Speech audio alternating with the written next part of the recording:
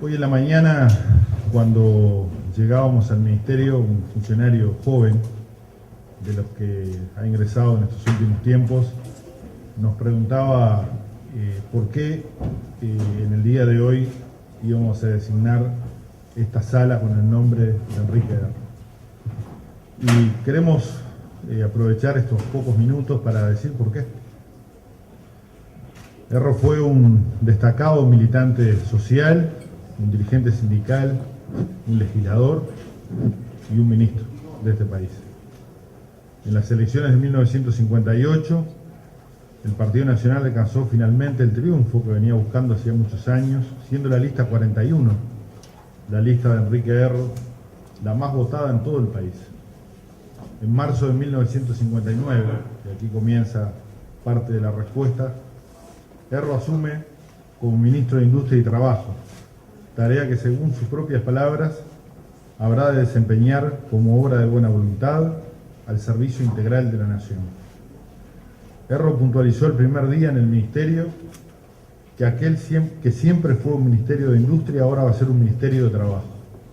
Así fue al decir Hugo Cores, un ministerio de cara a los trabajadores, abierto a los sindicatos, preocupado por los consumidores. El nuevo ministro convocó a un grupo de jóvenes abogados laboralistas, encabezados por Américo Pla Rodríguez, para asesorarlos sobre los proyectos a impulsar y creó una comisión de contadores para establecer los costos de los artículos de primera necesidad. Hay que recordar que el Ministerio de Industria estaba encargado de subsistencias y por tanto su trabajo tenía una gran incidencia en los precios de la canasta familiar. Erro recibió amenazas de todo tipo y cuando intentaron sobornarlo, no solo lo rechazó, sino que grabó la conversación y fue procesado quien lo intentó. La profundización de las medidas que Erro impulsó desde el Ministerio, por ejemplo el estímulo a la convocatoria de los consejos de salarios, el duro conflicto en torno al precio del azúcar, el enfrentamiento con Nardone, su posición contraria en torno a la reforma cambiaria y monetaria, determinaron la decisión del Consejo Nacional de Gobierno de cesar al ministro. Comenzó allí un nuevo proceso, que lo llevaría al alejamiento definitivo del Partido Nacional el 28 de junio de 1962. Afirman los historiadores Rosa Alonso y Carlos de Masi que al producirse la separación de Erro del nacionalismo comienza a concretarse el acuerdo con el Partido Socialista.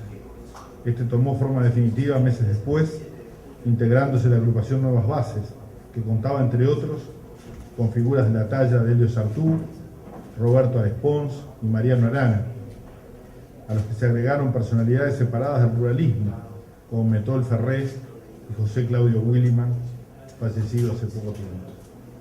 Llegaron así las elecciones de 1962, que habían engendrado por primera vez dos opciones que constituirían los primeros pasos hacia la unidad de sectores de la izquierda tradicional y sectores escindidos de los partidos tradicionales. Por un lado la Unión Popular y por otro el Frente Izquierda de Liberación.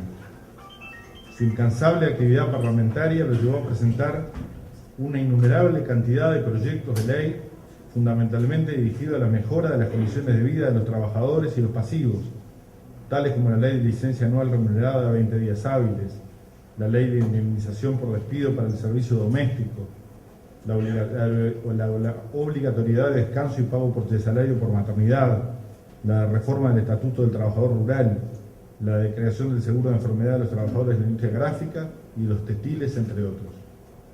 Al mismo tiempo, la promoción de la cultura fue otra de sus grandes preocupaciones, por lo cual impulsó un proyecto de ley para la creación del Instituto del Libro, para la promoción de libros de autores nacionales.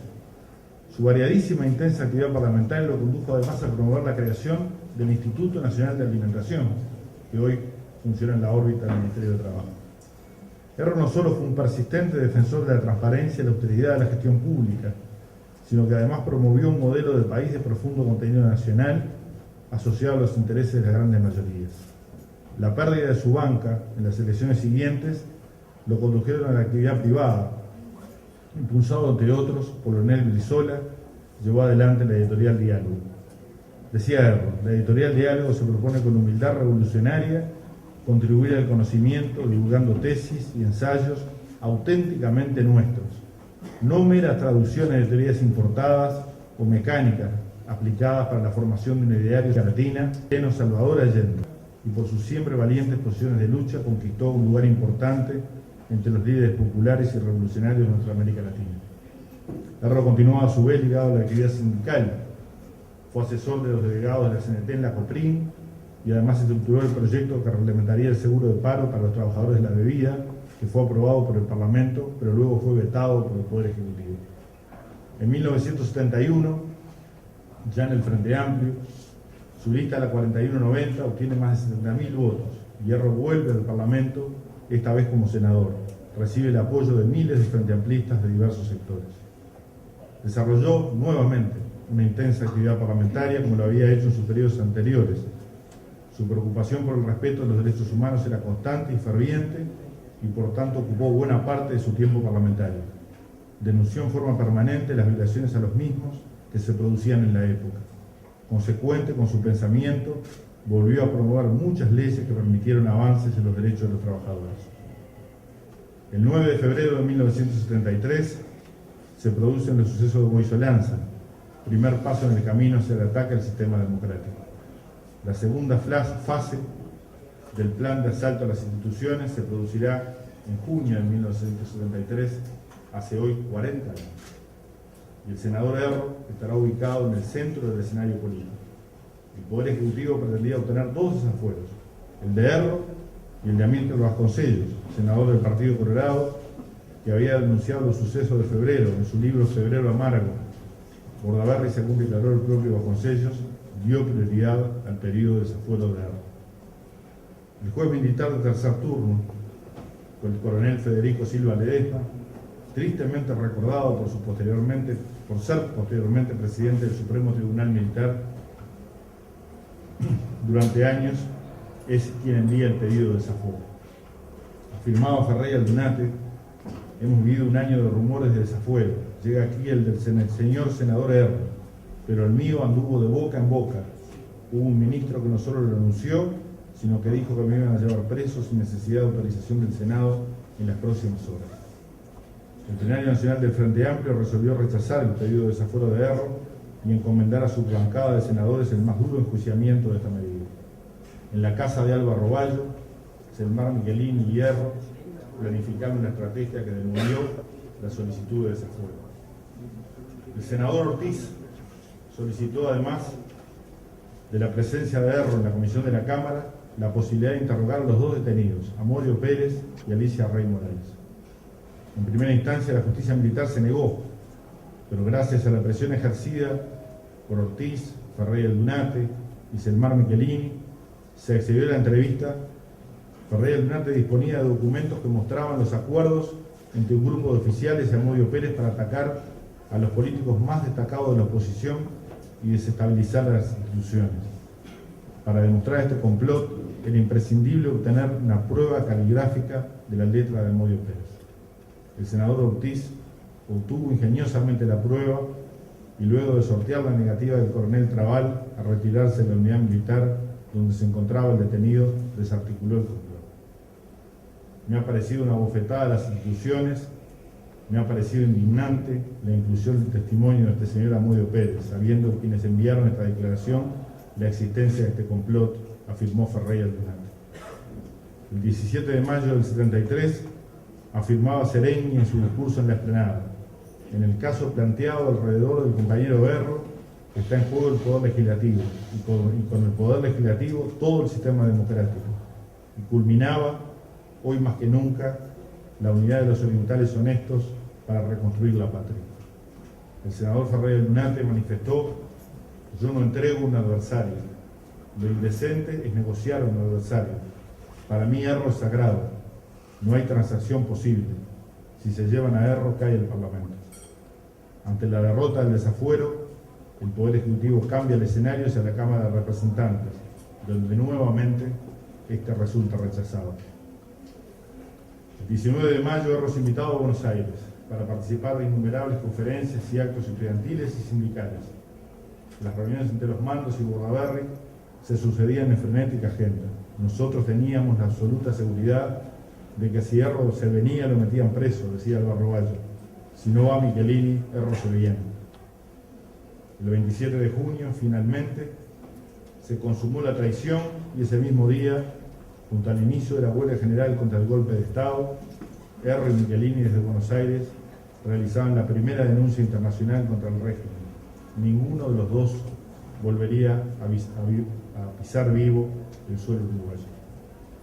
Erro desarrolló en Buenos Aires una intensa actividad política, denunciando la dictadura uruguaya a nivel internacional, reorganizando la resistencia, solidarizándose con aquellos que llegaban de Uruguay y de otros países latinoamericanos y realizando un gran esfuerzo por unir a la oposición.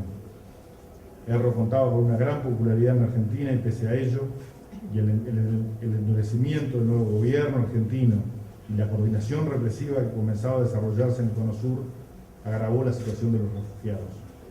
Se le prohíbe a Erro recibir y pasar por 7 provincias argentinas, que eran principalmente las ubicadas en el litoral fronterizo con Uruguay. Esta decisión fue motivada además por el esfuerzo de la Cancillería uruguaya, dirigida entonces por Juan Carlos Blanco. Erro finalmente fue detenido y enviado primero a Devoto y luego a Resistencia y a Rawson, en plena transición del peronismo a la dictadura. En esta etapa de su vida soportó con entereza torturas y vejámenes de todo tipo. Sus compañeros de prisión lo recuerdan permanentemente alentando a los presos y particularmente a los más jóvenes.